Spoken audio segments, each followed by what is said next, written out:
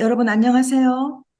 오늘 그 저출산의 해법, 가족 친화 경영이라고 하는 주제를 가지고 여러분에게 인사를 하게 된 저는 전북연구원 선임연구원 조경욱입니다.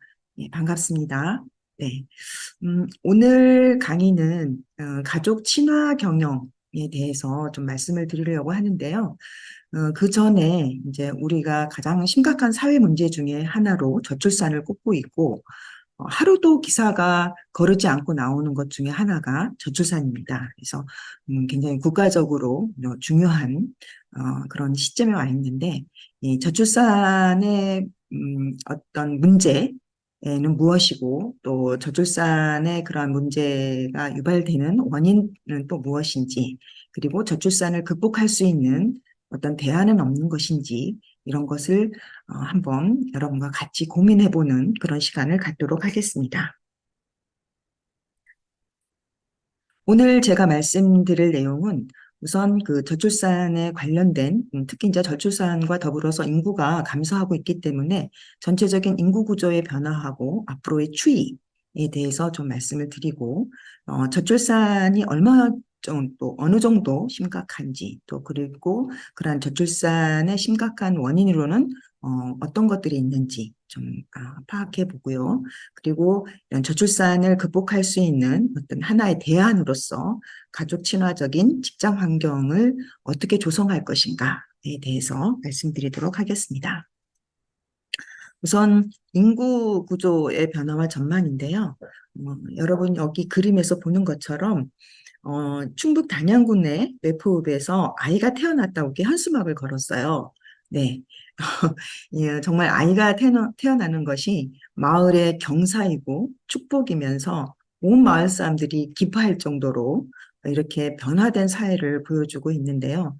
우리나라는 아기 울음소리가 점점 끊기고 있다라고 하는 그런 어려움을 얘기를 하고 있습니다.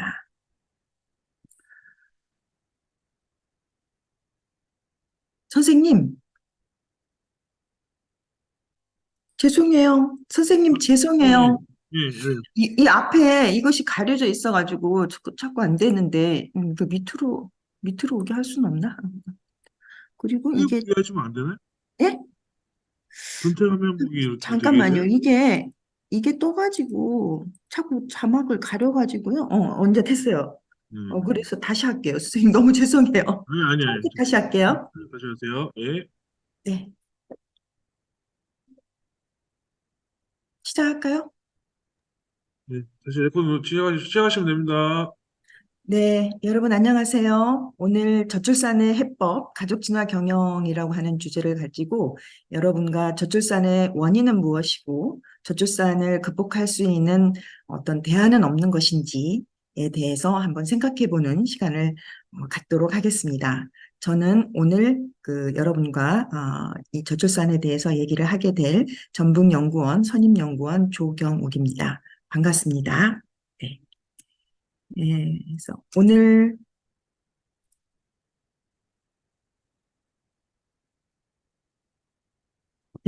제가 선생님 다시 한번 볼게요. 자꾸 에러가 나네요. 이거 잘 보이는데? 네? 전 잘 보여가지고. 아, 그래요? 아니, 저는 지금 이게, 해서요. 아까 또 안 넘어가가지고. 아, 참. 이제 됐어요. 이제 할게요. 이게 제대로 안 네, 넘어가서. 다시 네, 하겠습니다. 다시 하겠습니다. 네. 시작. 네, 안녕하세요. 저는 오늘 저출산의 해법, 가족 친화 경영이라고 하는 주제를 가지고 여러분과 저출산의 현상은 어떠한 것이고 또 그러한 원인은 무엇인지 또 저출산을 극복할 수 있는 하나의 대안으로서 이 가족 친화 경영이라고 하는 것은 무엇인지에 대해서 같이 생각을 나눠보는 시간을 갖도록 하겠습니다. 저는 전북연구원 선임연구원으로 있는 조경욱입니다. 반갑습니다, 여러분. 그래서 오늘 제가 말씀드릴 순서는 우선 그 저출산을 포함한 우리나라 인구 구조의 변화와 추이 그리고 전망에 대해서 말씀을 드리고요. 저출산이 어느 정도로 심각한지 저출산 현황과 또 저출산의 원인은 무엇인지 이러한 원인을 종합적으로 검토를 해본 뒤에 저출산을 해결할 수 있는 하나의 대안으로서 가족 친화 직장 환경 조성에 대해서 알아보도록 하겠습니다.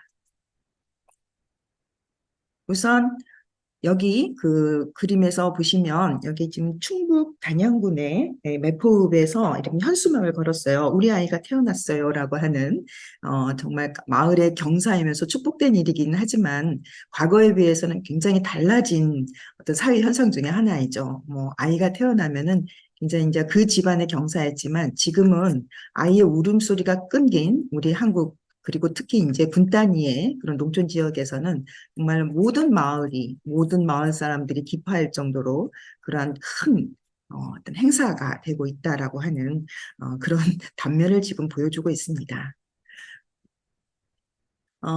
매일 신문을 보게 되면 하루도 거슬리질 않고 나오게 되는 것이 저출산에 관한 것인데요. 최근에는 저출산 고령 사회에 대한 우리의 우울한 자화상을 대표하는 이런 기사들이 좀 나오고 있습니다. 아이들이 없다 보니까 어린이집이 4년새 800곳이 줄었고요. 감소율은 20%에 육박을 한다고 합니다. 또 어린 아이들이 그 어린이집을 다니고 있지 않기 때문에 어린이집에서는 이 어린이집 운영을 포기하게 되고 이러한 어린이집이 노인들의 요양병원으로 바뀌고 있다고 하는 그런 정말 우리 저출산 고령사의 어떤 한 단면을 보여주는 이런 기사거리가 얼마 전에 나왔습니다. 그러면 우리나라의 저출산은 얼마나 심각한 것일까요? 예.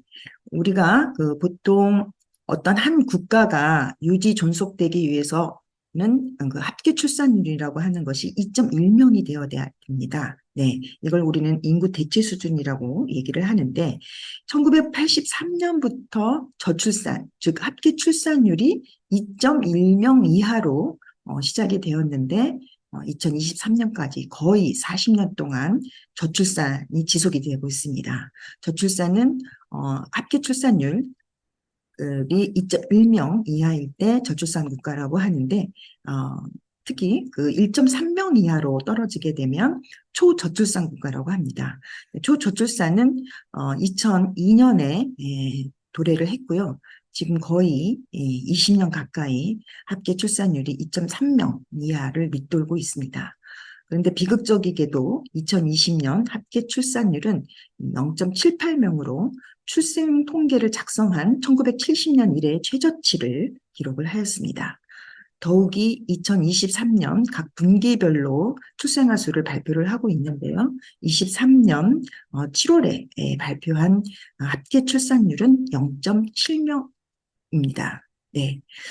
그래서 매년 또 분기별로도 계속 줄고 있고, 특히 이제 우리가 코로나19를 겪었기 때문에 코로나19로 인해서 결혼을 지연하거나 결혼을, 하지 않는 그런 젊은 층 인구들이 늘기 시작하면서 이 초저출산의 현상은 당분간 지속이 될 것으로 보이고 있습니다. 지금 2022년 출생아 수는 24만 9천 명으로 전년 대비 약 1만 1천 명, 전년 대비 4.4%포인트가 감소한 것으로 나타나고 있습니다. 우리나라의 이런 합계 출산율은 얼마나 심각한 것일까요? 예, 주요 국가의 합계 출산율을 보면은 2021년 OECD 국가의 합계 출산율은 평균 1.58명입니다. 2019년은 1.61명이었는데 2021년에 1.58명이기 때문에 저출산은 우리나라만의 현상이 아니라 세계적인 어떤 추세라고 볼 수가 있겠습니다. 그런데 한국의 합계 출산율은 OECD 평균인 1.58명 그 평균에 훨씬 못 미치고 2021년의 기준으로 놓고 본다면은 우리는 평균의 이 반절 정도밖에 되지 않기 때문에 이 합계 출산율이 1명이라고 하는 1명 이하에 그렇게 못 미치는 세계 유일한 국가라고 볼 수가 있겠습니다. 이 합계 출산율이 가장 높은 나라는 이스라엘로 나타나고 있고요. 합계 출산율은 3.6명입니다. 아무래도 이스라엘은 여러분도 잘 아시다시피 세계 2차 대전 이후에 홀로코스트라고 하는 대학살을 당한 이후에 어떤 국가적으로 출산 정책을 폭넓게 그리고 굉장히 적극적으로 확대해 왔기 때문에 3.0명이라고 하는 합계 출산율을 유지를 하고 있다고 볼 수가 있겠습니다. 다음에 우리 어떤 전국의 저출산 현황을 좀 살펴보면요. 2022년에 전국 합계 출산율이 가장 높은 지역은 세종시입니다. 세종시는 1.12명이고 다음으로는 전남과 강원이 0.97명으로 높고 서울이 가장 낮아서 0.59명으로 나타나고 있습니다. 전북의 합계 출산율은 2022년 0.82명, 예, 여기 보시면 0.82명이고 광역 도 단위에서는 가장 합계 출산율이 낮은 것으로 나타나고 있습니다. 재미있게도 2017년 자료를 제가 비교를 하고 있는데요. 2017년에는 전북의 합계 출산율은 강원도보다는 높았습니다. 그런데도 불구하고 이제 전북이 강원도 보다도 못한 오히려 강원도는 합계 출산율이 계속 우상향하여서 2022년 경우에는 0.97명입니다. 또 서울과 가까운 그런 어떤 교통의 편리함 이런 것 때문에 생활 인구도 계속 증가하고 있어서 강원도는 인구 정책적인 측면에서 우리 전라북도와 비교할 때 상당히 진일보하고 있는 지역이라고 볼 수가 있겠습니다. 시군구의 합계 출산율을 보게 되면요. 2022년 기준 합계 출산율이 가장 높은 지역은 전남 영광군으로 나타나고 있습니다. 전남 영광군은 1.80명, 그리고 전북 임실군이 다음으로 1.56명 순으로 높고요. 서울 관악구가 0.44명으로 가장 낮습니다. 그리고 그 다음에는 대구 서구가 0.46명 순으로 나타나고 있는데요. 우리나라 지역별로 보면은 젊은 청년 인구가 가장 많은 곳이 서울과 수도권인데요. 아이러니하게도 이런 청년 인구가 많은 지역은 오히려 합계 출산율이 낮은 것으로 나타나고 있습니다. 즉, 청년 인구의 밀도가 높은 지역일수록 합계 출산율은 낮게 나타나고 있습니다. 뒤에서 말씀을 드리겠지만 우리나라는 수도권으로의 인구 집중이 오히려 저출산을 가속화시키고 있다. 라고 보는 것이 학자들의 공통된 의견입니다. 아무래도 서울은 집값도 비싸고 주택가격도 비쌀 뿐만 아니라 생활비라고 하는 것도 굉장히 비싸고 이러기 때문에 청년들이 결혼을 엄두를 내지 못할 정도의 어떤 경제적으로 굉장히 어려운 상황이고 또 이런 것들이 반영이 되어서 합계 출산율이 낮은 것으로 그렇게 나타나고 있습니다. 전남 영광군의 경우에는 합계 출산율이 가장 높았는데 상위 10개 지역 중에서도 탑을 차지하고 있는데요. 2020년에는 2.46명에서 2022년에는 1.80명으로 하락을 하였습니다. 전반적으로 우리나라는 인구 구조는 어떤 3대 리스크라고 하는 것들을 얘기를 하고 있는데요. 저출산과 인구 감소에 따른 지방 소멸, 그리고 고령화, 이것을 우리나라의 인구 3대 리스크라고 얘기를 하고 있습니다. 전반적으로 합계 출산율은 지속적으로 하락을 하고 있어서 2024년에는 최저치인 연평 7명으로 전망을 하고 있습니다. 그러나 앞에서 제가 말씀드린 것처럼 이미 2023년 7월 기준으로 합계 출산율이 0.70명으로 떨어져 있기 때문에 이러한 전망치는 우리가 예상을 하는 것보다 훨씬 더 그 시기가 앞당겨지고 있다라고 하는 것에 큰 문제점이 있다고 볼 수가 있겠습니다. 2020년 합계 출산율이 0.83명을 기록을 했지만 이는 198개 국가 중에서 최하위인 것을 우리가 앞에 표에서도 보아서 알 수 있었습니다. 또 인구 또한 지속적으로 감소를 하고 있는데요. 총 인구는 2020년에 정점을 이루었고 2070년까지는 우리나라 인구의 27%가 감소할 것으로 전망을 하고 있습니다. 즉 전체 인구의 약 3분의 1가량이 2070년까지 감소할 것으로 예측들을 하고 있습니다. 그리고 가장 심각한 것은 이미 2020년에 수도권 인구가 비수도권 인구를 역전을 하여서 수도권 인구는 2022년 기준 50.6%로 나타나고 있습니다. 이러한 지역의 불균형으로 인해서 그 지역들 가운데서는 지역 소멸이라고 하는 지방 소멸이라고 하는 그 지방 소멸의 위험한 지역들이 증가하고 있는 추세입니다. 또한 고령화는 2018년에 우리 사회가 고령사회에 진입을 했습니다. 고령 인구가 7%인 경우에는 고령화 사회, 그리고 14%는 고령사회, 20%를 넘게 되면 우리가 초고령화 사회라고 얘기를 하는데요. 우리나라는 2025년에 이 초고령화 사회에 다다를 것으로 전망을 하고 있습니다. 그래서 18년 고령사회에서 노인 인구가 20%를 넘는 초고령화 사회까지는 겨우 7년밖에 걸리지 않는 그만큼 고령화가 가속화되고 있는 사회 중에 하나입니다.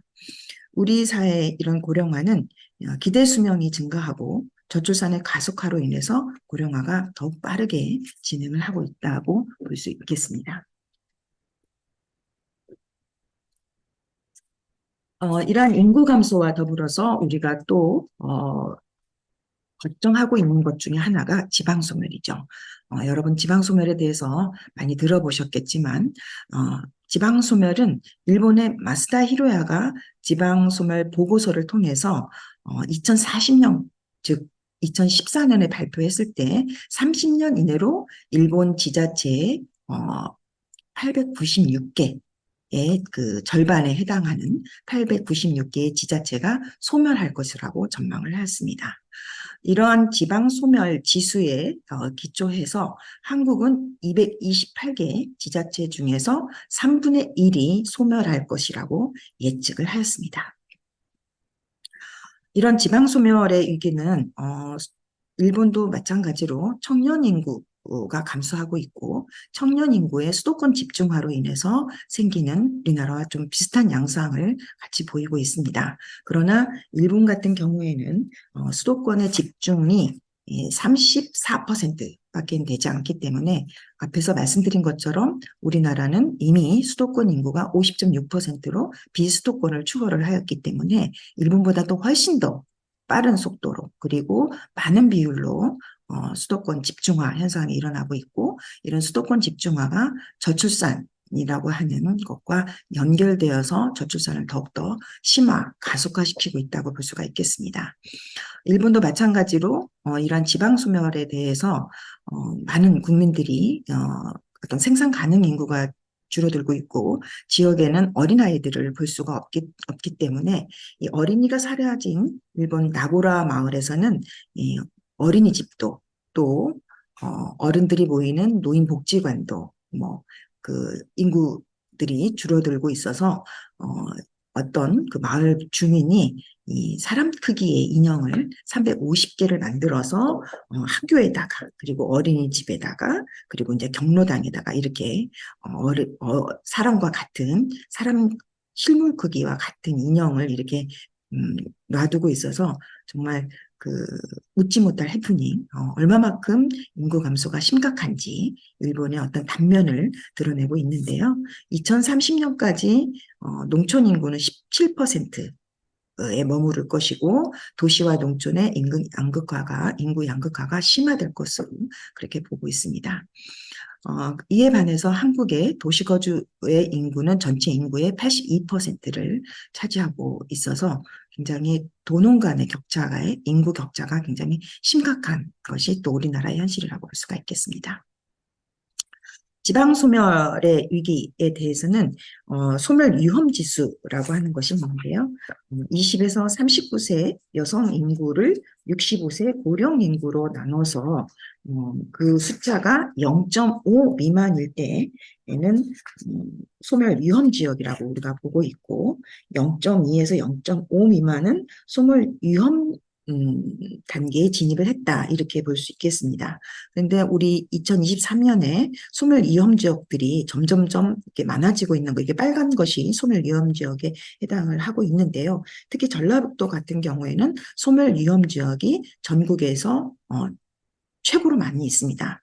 어느 정도로 많이 있냐면 2023년에 발표한 소멸 위험 지수에 따르면 전라북도는 전주시를 제외한 나머지 13개, 13개 시군이 소멸 위험 단계에 진입을 해서 전국에서 가장 빠르게 지방 소멸을 맞이하고 있다라고 하는 우려를 보이고 있습니다.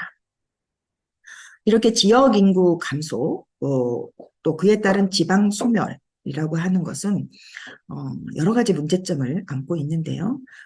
지역에서는 인구 감소, 고령화 증가는 이 노동 공급, 즉 생산 가능 인구가 감소하게 됨으로써 인적 역량을 약화시켜서 지역의 총생산 및 생산성을 하락시키고 일자리를 감소시키는 문제를 갖고 있습니다. 또한 이러한 인구 감소는 교육, 의료, 보육, 교통 등 생활 서비스의 규모에 대한 어떤 경제 달성이 어려워서 즉 인프라들이 감소하게 됨으로써 인프라가 위축되거나 감소되는 현상이 나타나고 이런 것들은 정주 여건의 미비로 인해서 어떤 생활에 불편을 초래하기 때문에 인구가 계속 빠져나가는 인구 유출 문제와 밀접하게 연결되어 있어서 지역의 인구가 감소하는 그런 악순환을 초래하고 있다고 볼 수 있겠습니다. 아무래도 인구가 줄어들게 되면 지방 세수가 감소하고 또 고령화에 따른 사회복지 비용은 또 많이 지출을 할 수밖에 없어서 지자체의 행정 비용이 급증하는 이러한 문제점을 안고 있다고 볼 수 있겠습니다.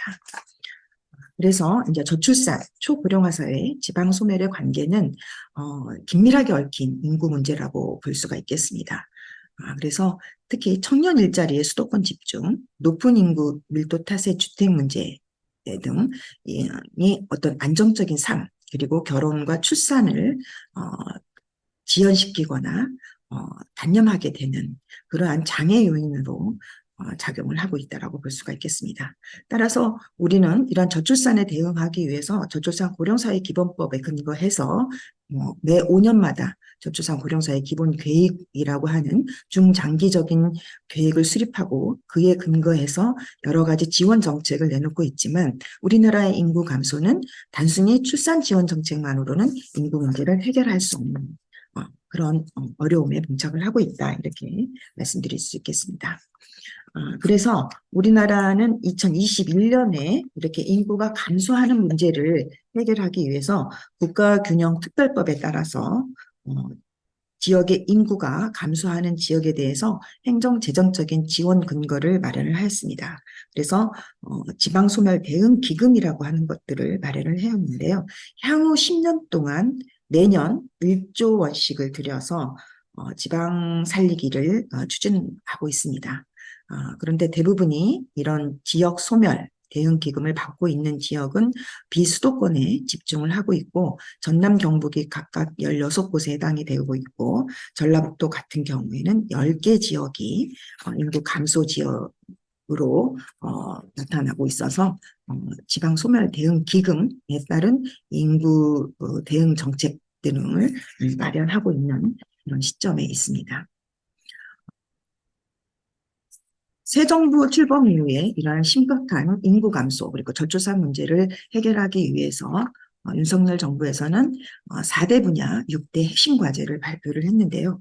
4대 분야는 경제활동 인구의 확충, 그리고 축소사회의 적응, 고령사회 대비, 저출산 대응이라고 하는 4개의 분야에 거쳐서 6가지 핵심 과제를 발표를 했습니다. 이 6가지 핵심 과제는 우선 일생활이 조화를 이루고 차별 없는 출산 양육 환경을 조성하겠다라는 것이고 인구 감소에 따른 외국 인력 유치를 해서 여러 가지 각종 규제를 완화시킴으로써 이민 정책을 좀 활성화시키겠다라고 하는 것을 정부가 보관으로 가지고 있습니다. 그리고 영유아 아동 및 노인 등 생애 주기별 돌봄 체계를 확충하고 고령자와 고령 안정 및 복지 제도를 개편하겠다고 하는 고령자의 복지 제도를 확대하겠다고 하는 정책 대안을 내세우고 있습니다. 그리고 이제 그 벚꽃 피는 순서대로 지방의 대학이 사라지고 있다라고 하는 것들이 어떤 그 지방 소멸과 관련돼서 얘기가 되고 있고 저출산에 따른 학령 인구가 감소하고 있기 때문에 이 지방 소멸 대응 차원에서도 학령 인구의 감소에 따른 적극적인 적응과 방역과 대응을 확대해 나가겠다고 하는 것을 또 하나의 정책으로 발표를 하고 있습니다. 그리고 모든 정책의 어떤 효과성, 인구 정책뿐만 아니라 저출산 정책 등도 효과성 있는 정책을 추진하기 위해서는 기존의 제도를 개선, 보완 또는 재설계함으로써 어떤 정책의 실효성을 담보하겠다라고 하는 6대 핵심 과제를 발표를 하고 있습니다. 이러한 저출산 현상은 우리가 뭐 여러 가지 심각한 저출산 현황에 대해서 각종 통계와 지표로 살펴봤는데요. 이러한 저출산의 문제는 무엇이 원인이라고 볼 수 있을까요? 예, 원인은 어떤 한 가지 요인이 아니라 우리 사회의 어떤 복합적인 요인, 예, 사회 경제적인, 인구학적인, 그리고 사회 문화적인 가치관, 뭐 인식, 이런 복합적인 문제에 의해서 저출산 현상이 나타나는 것으로 볼 수 있기 때문에 단 한 가지 요인으로만 저출산을 설명할 수 없겠죠. 네. 그래서 그럼 얼마만큼 우리가 저출산이 심각한지에 대해서 한번 전라북도의 추이를 잠깐 살펴보고 이러한 저출산의 원인에 대해서도 간단히 살펴보도록 하겠습니다. 전라북도 경우에는 2011년에 합계 출산율이 1.41명이었는데 2022년에 0.82명으로 감소를 하였습니다. 2022년 기준 시군별로 보면은 임실군이 가장 높고요. 우리 김제시 같은 경우에도 인구 정책을 적극적으로 추진함에 따라서 김제시 인구가 증가하고 있습니다. 김제시의 시정 방향도 전라북도의 4대 도시로서의 도약이라고 하는 것을 시정 방향으로 내세우고 있기 때문에 어떤 생활 인구라든지 저출산에 대한 관련된 대응이라든지 인구 정책의 확대 이런 것들을 통해서 적극적으로 정책들을 추진해 나가고 있어서 김제시가 굉장히 인구가 증가하는 것이 비약적으로 발전하고 있음을 우리가 알 수 있겠습니다. 그래서 그 합계 출산율로 보면은 임실군 다음에 김제시가 높은 걸로 나타나고 있고 14개 시군 중에서 전주시와 익산시의 합계 출산율이 낮은 것으로 나타나고 있습니다. 전라북도의 출생아 수는 전주시가 2,874명으로서 출생아 수의 비중으로 보면은 전주시가 40.9%를 차지하고 있습니다. 다음으로는 군산, 익산이 많고 무주와 장수, 군 단위로 출생아 수의 비중이 낮은 것으로 나타나고 있습니다. 저출산의 원인 중에 하나는 혼인 건수가 감소하는 것이 가장 큰 원인이라고 볼 수가 있겠습니다. 우리가 인구 1000명당 혼인 건수를 조혼인율이라고 얘기하는데 조혼인율을 보면은 세종시가 4.4건으로 가장 높습니다. 전북은 2022년에 3.0건으로 전국 평균인 3.7건에도 훨씬 못 미치는 심각한 수준이라고 볼 수가 있겠습니다. 또 저출산의 원인은 이 만원화입니다. 초혼 연령이 높아지기 시작하면서 결혼을 늦게 하는 경우가 굉장히 많이 있는데요. 전라북도의 남성의 평균 초혼 연령은 33.75세입니다. 전국 평균보다 높습니다. 이런 것은 제가 여러 가지 연구를 통해서도 젊은 청년들에 대해서 인터뷰를 했지만 이 젊은 청년들의 어떤 취업 문제라든지 주택 마련 문제라든지 이런 것 때문에 결혼을 단념하거나 결혼을 지연시키는 청년들이 전라북도가 굉장히 늘고 있어서 몇 년 전만 하더라도 전라북도 남성의 평균 초혼 연령은 전국 평균을 밑돌았지만 한 5, 6년 사이에 전국 평균을 웃돌고 있습니다. 반면 여성의 초혼 연령은 전국 평균보다는 낮습니다. 어쨌든 결혼의 만원화 그리고 독신 선호의 증가는 저출산의 결정적인 원인으로 작용을 하고 있습니다. 또한 저출산의 인구학적 요인으로 볼 수 있는 것이 가임 여성 인구의 역의 유출입니다. 특히 전북은 가임 여성이라고 하면 15세에서 49세의 여성을 얘기하는데요. 이 가임 여성의 유출은 전국에서 세 번째, 그리고 주출산 연령은 30에서 35세를 얘기하는데요. 두 번째로 여계로 유출하는 비율이 굉장히 높게 나타나고 있습니다. 또한 저출산의 어떤 근본적인 원인 중에 하나는 앞에서 말씀드린 것처럼 청년들의 실업 증가, 즉 경제활동 참여가 취업이 어려워지고 실업이 늘어나게 되면서 또 그로 인한 소득의 불안정 이런 것들이 결혼을 포기하거나 단념하거나 지연시키는 그런 원인으로 작용을 하고 있고요. 전국의 청년 실업률은 6.6%로 전국 평균보다 높고 전년 대비 좀 소폭 상승을 하였지만은 여전히 그 청년 실업률은 전국 평균보다 약간 높게 나타나고 있습니다. 또 결혼 출산 실현을 가름하는 것은 높은 주택 가격입니다.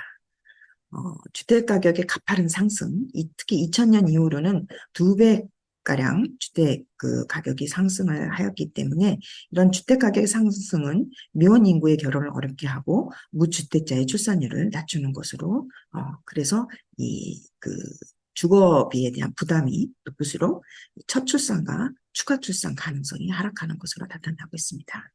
특히 주택 마련의 어려움은 결혼 후 내 집 마련까지 평균 소요 기간은 2022년 평균 7.7년으로 나타나고 있고요. 전라북도는 그보다는 조금 주택값이 전국 평균보다는 좀 낮은 영향으로 인해서 주택을 마련하는 기간은 전국 평균보다는 좀 낮게 나타나고 있지만 어쨌든 이 주택 마련의 여건의 어려움이 저출산을 저해하는 그런 근본적인 원인으로 작용을 하고 있다고 볼 수 있겠습니다. 또한 저출산을 저해하는 이유 중에 하나는 이 성차별적인 노동시장, 특히 그 성별 임금 격차는 남녀의 임금 격차가 34.1%로 OECD 국가에서 우리나라가 최고의 수준을 나타나고 있습니다. 그리고 그 최저임금 미만의 여성 노동자 비율도 62%나 높게 나타나고 있습니다. 또 이로 인한 이 맞벌이 부부들이 좀 증가하고 있지만은 그 여성들이 일가정을 양립하는 데 어려움으로는 가사노동 시간을 통해서도 알 수가 있습니다. 그 우리 전라북도 현황으로 보면은 전북 여성의 가사 노동 시간은 전북 남성 가사 노동 시간의 약 3배가 많은 것으로 나타나고 있습니다.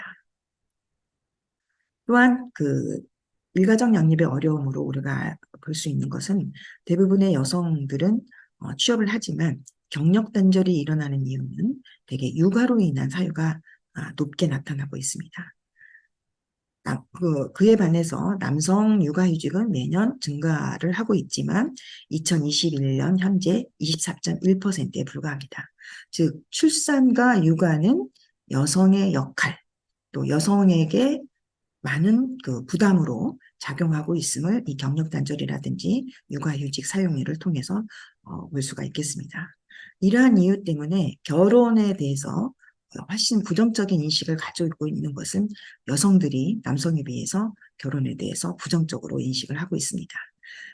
또 아이를 키우는 데 있어서 이 보육 서비스에 대한 양육 인프라, 특히 우리나라는 국공립 보육시설을 선호하지만 국공립 보육시설이 굉장히 부족하고 특히 전라북도 같은 경우에는 전국 평균보다 낮아서 아이를 키우는데 많은 어려움을 가지고 있습니다.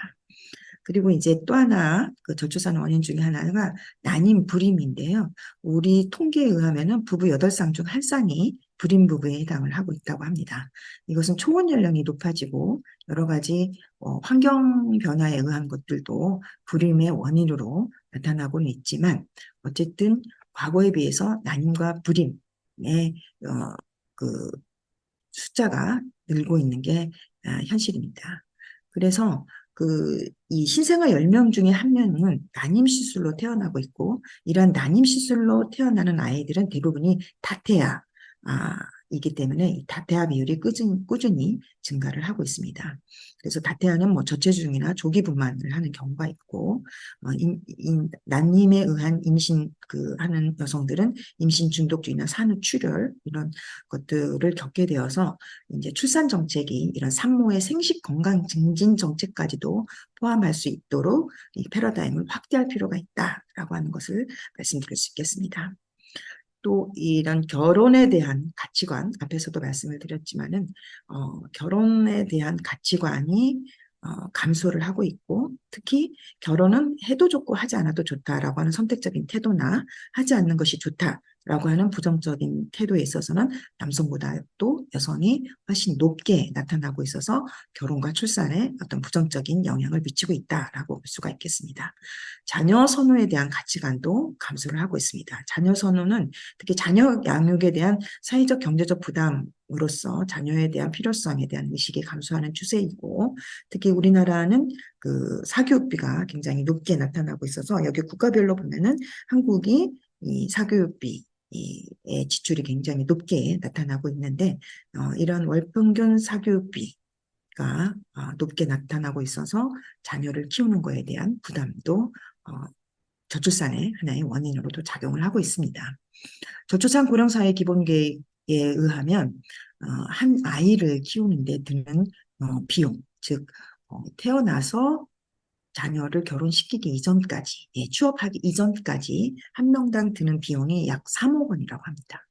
이것은 좀 과소 추정된 경향도 있지만 어쨌든 한 아이를 키우는 데 있어서 양육과 교육비 비용의 경제적인 부담 역시도 우리나라의 저출산의 큰 원인으로 작용을 하고 있음을 알 수가 있겠습니다.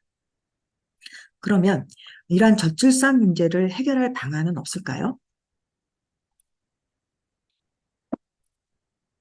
저출산의 원인이 굉장히 다양한 만큼 저출산을 해결할 수 있는 방안도 다각적인 관점에서 검토가 되어야 되고 여러 가지 대안이나 정책을 통해서 출산율을 반등시킬 수 있는 그런 국가와 사회와 또 지방정부의 책임이 그 어느 때보다도 절실하게 필요한 시기입니다.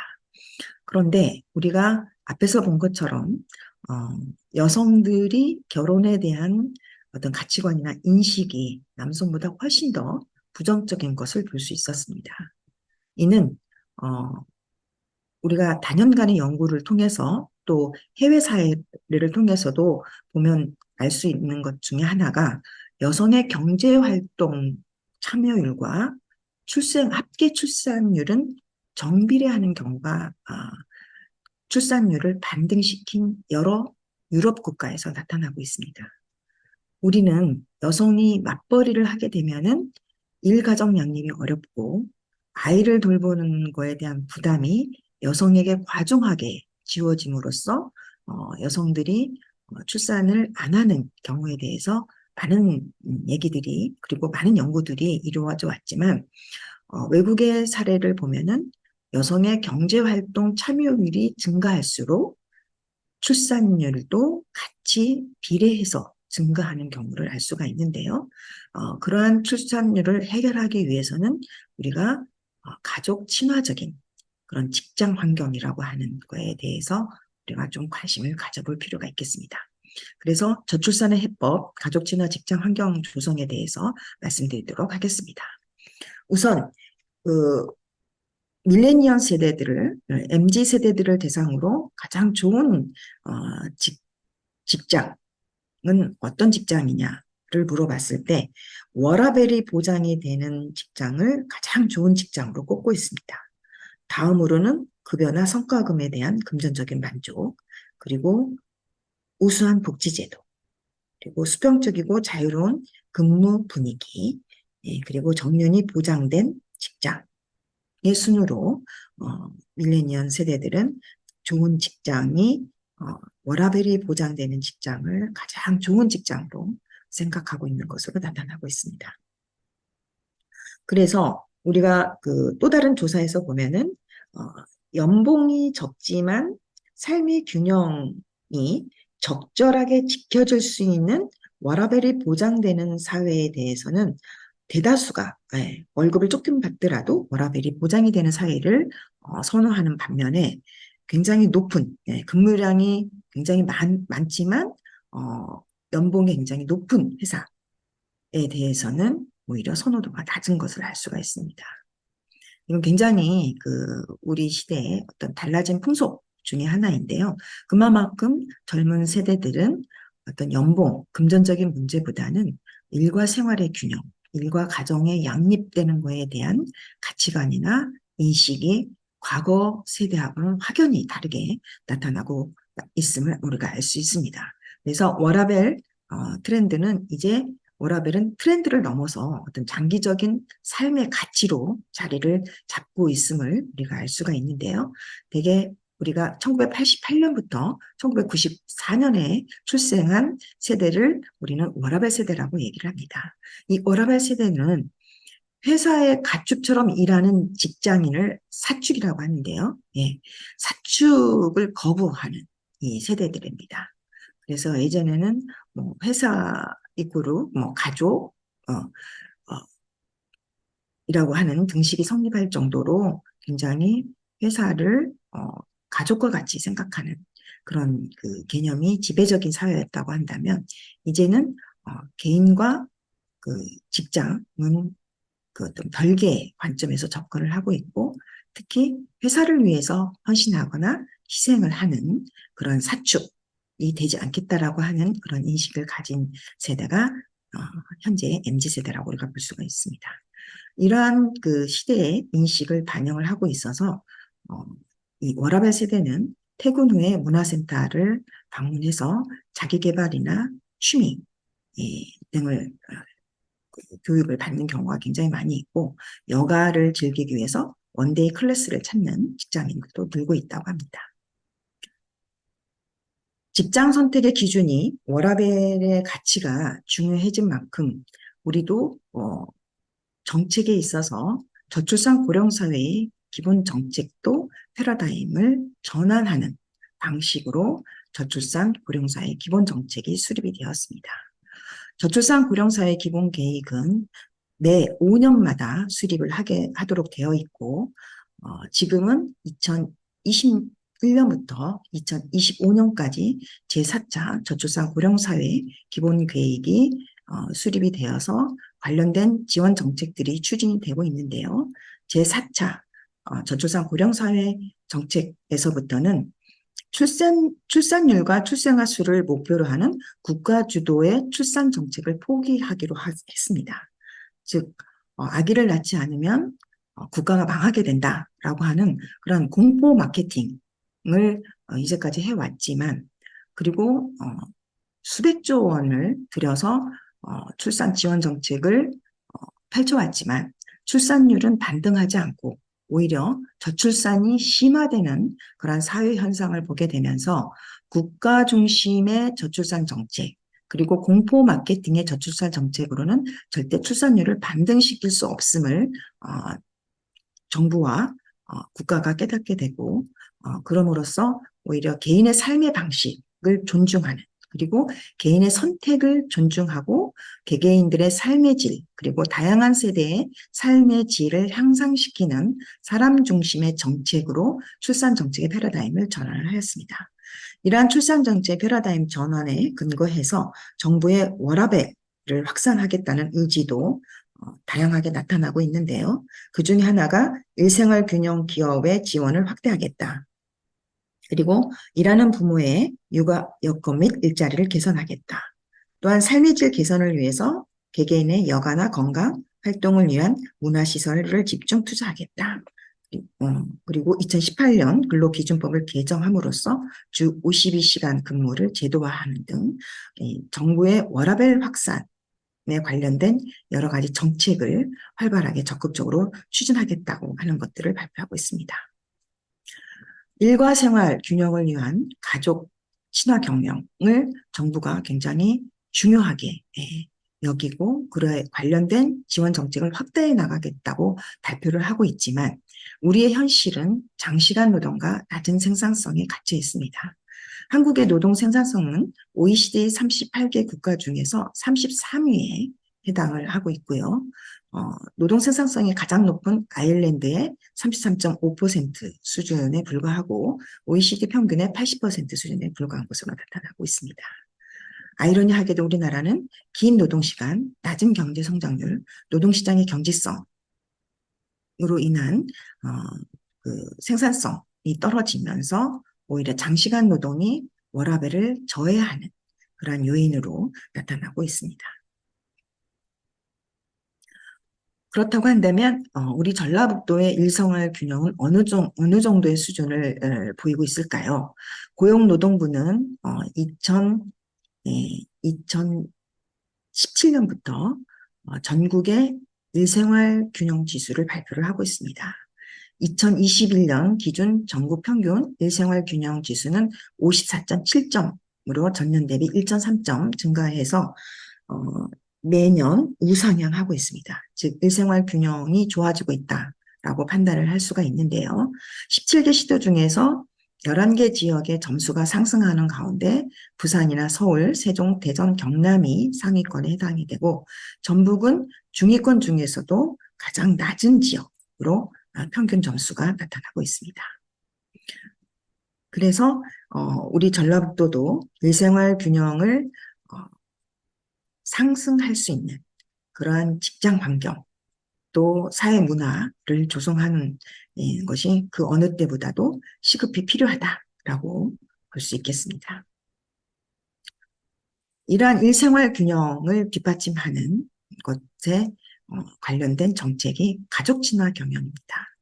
가족 친화 경영이라고 하는 것은 이 가족 친화 사회 환경 조성 촉진에 관한 법률에 따라서 2008년에 도입한 제도이고요. 가족 친화 경영은 저출산 고령화 및 여성의 경제활동 증가를 통해서 가정생활과 직장생활을 조화롭게 병행하여서 근로자와 가족의 삶의 질을 높이고 사회 모두가 상생하는 하나의 경영 전략이라고 볼 수 있겠습니다. 근로자는 일과 가정 그리고 생활을 조화시키고 업무에 있어서의 만족도가 증가할 수 있는 그런 기대 효과를 우리가 볼 수 있고요. 기업의 같은 경우에는 가족 친화를 경영함으로써 근로자들의 이직률이 감소하고 생산성은 향상되는 그러한 효과를 기대할 수가 있습니다. 사회적인 측면에서는 가족 친화 경영을 통해서 저출산 고령화를 해소하고 생산 가능 인구, 저출산을 통해서 출산율을 반등시키고 제고시킴으로써 국가 성장력의 동력이 될 수 있는 생산 가능 인구를 확대함으로써 국가 성장력을 확보할 수 있는 그러한 효과를 기대할 수 있겠습니다. 따라서 가족 친화 경영은 근로자와 기업, 사회가 서로 윈윈할 수 있는 상승의 경영 전략이라고 말할 수 있겠습니다. 가족 진화 경영의 긍정적인 영향은 한 5가지로 우리가 얘기를 할 수 있겠는데요. 가족 진화 경영은 우선 생산성을 높입니다. 그리고 밀레니얼 세대는 워라밸을 굉장히 중요시하기 때문에 가족 진화 경영은 기업의 필수 전제 조건이라고 볼 수가 있겠습니다. 좋은 직장의 1순위는 워라밸을 추구하는 기업이라고 하는 것이 앞에 조사에서도 볼 수 있었고 가장 좋은 직장에 선호하는 밀레니얼 세대들의 선호 조건임에서도 우리가 확인할 수 있었습니다. 가족 친화 경영은 그 4차 산업 혁명이 이 워라밸을 촉진하고 있는데요. 인공지능이나 빅데이터, IoT, 클라우드 이 모든 4차 산업은 비대면 즉 언택트 기술을 기반으로 하고 있어서 재택근무 이런 것들을 통해서도 얼마든지 추진할 수 있는 그러한 그 어떤 기술과 환경의 변화를 예고를 하고 있습니다. 또 코로나19로 인해서 촉발된 재택근무는 코로나가 끝난 이후에도 이 재택근무를 어떤 그 근무의 유형으로 받아들이고 있는 기업들이 확대되고 있는 추세입니다. 또 이런 가족 친화 경영은 근로자의 직무 만족도를 굉장히 높이는 그러한 효과를 가지고 있기 때문에 이런 5가지 긍정적인 영향을 가지고 있는 것이 가족 친화 경영이라고 볼 수가 있겠습니다. 가족 친화 경영의 첫걸음은 우리가 가족 친화를 실천하고 있는 기업에 대해서 여성가족부가 가족 친화 인증이라고 하는 기업을 지정을 해줍니다. 이 가족 친화 인증이라고 하는 것은 근로자가 일과 가정생활을 조화롭게 병행할 수 있도록 가족 친화 제도를 모범적으로 운영하고 있는 기업 그리고 공공기관에 대해서 일정한 심사를 통해서 인증을 부여하는 제도라고 볼 수가 있겠습니다. 2022년 기준 가족 친화 인증을 받은 기업은 총 5,415개에 해당이 되고 있고요. 대기업과 중소기업, 공공기관 중에서도 중소기업이 그 가족 친화 인증을 많이 받았습니다. 지역별로 보면은 서울이 가장 많고요.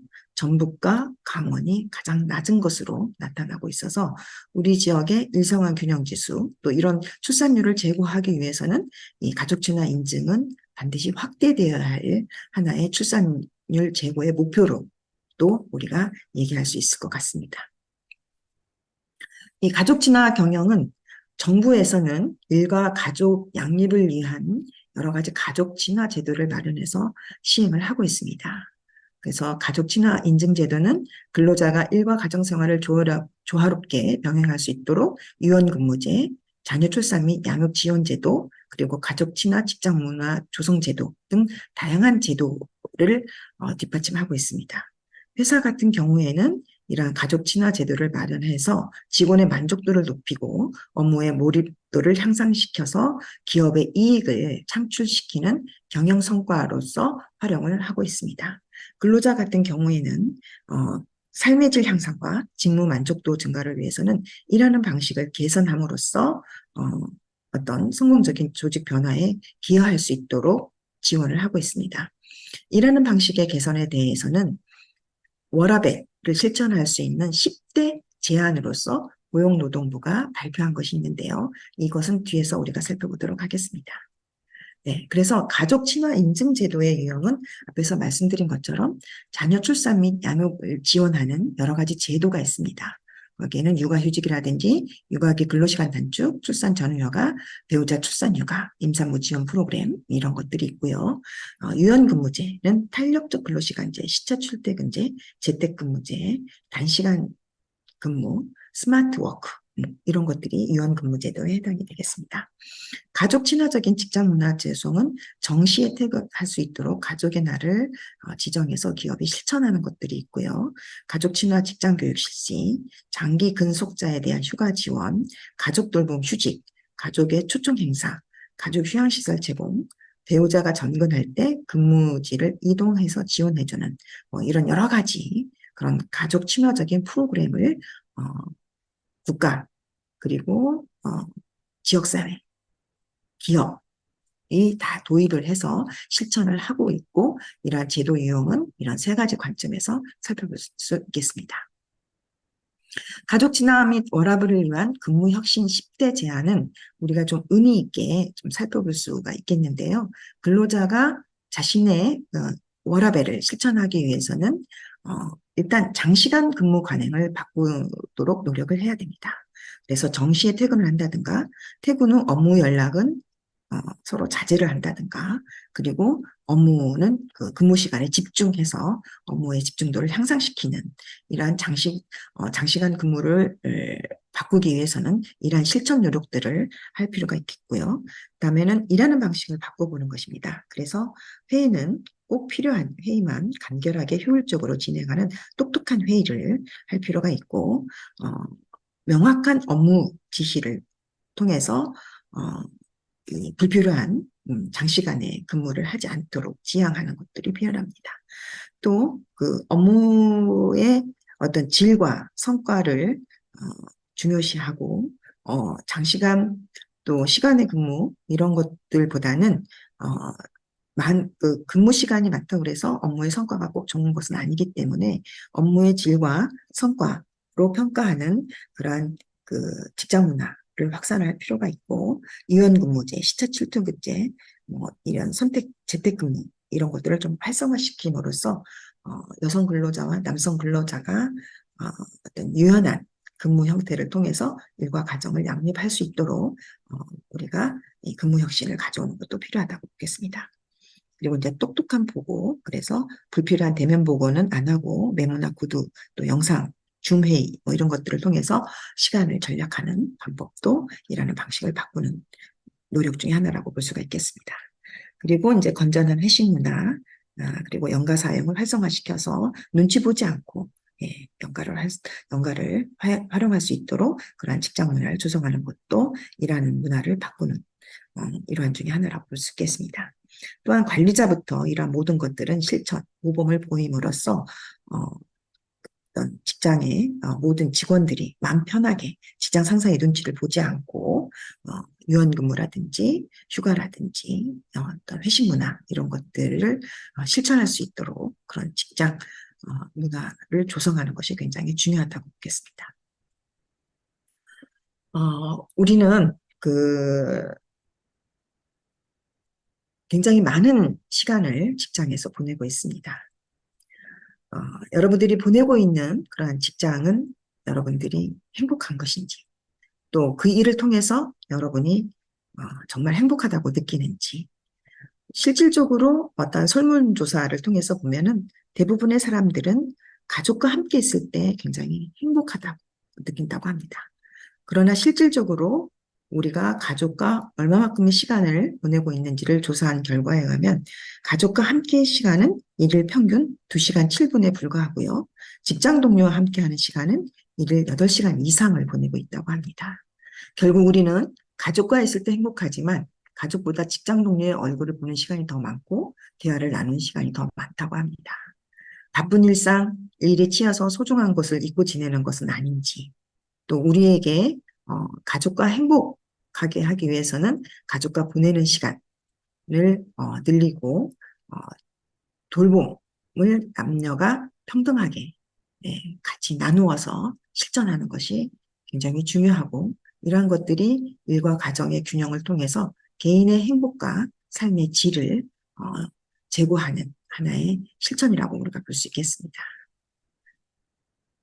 이상으로 우리가 우리 사회에서 심각한 이런 저출산을 극복하기 위해서는 그 어느 때보다도 일과 생활의 균형, 또 일과 가정의 양립을 통해서 가족 친화 경영을 직장의 모토로 삼고 모두가 행복한 삶의 질을 제고할 수 있는 그런 시간을 통해서 가족 친화 경영을 실천하는 이러한 것이야말로 저출산을 극복하고 모든 개개인들이 행복한 생활을 할 수 있는 하나의 강력한 수단임을 우리는 오늘 이 시간을 통해서 알 수 있었습니다. 네, 이상으로 강의를 마치도록 하겠습니다. 감사합니다.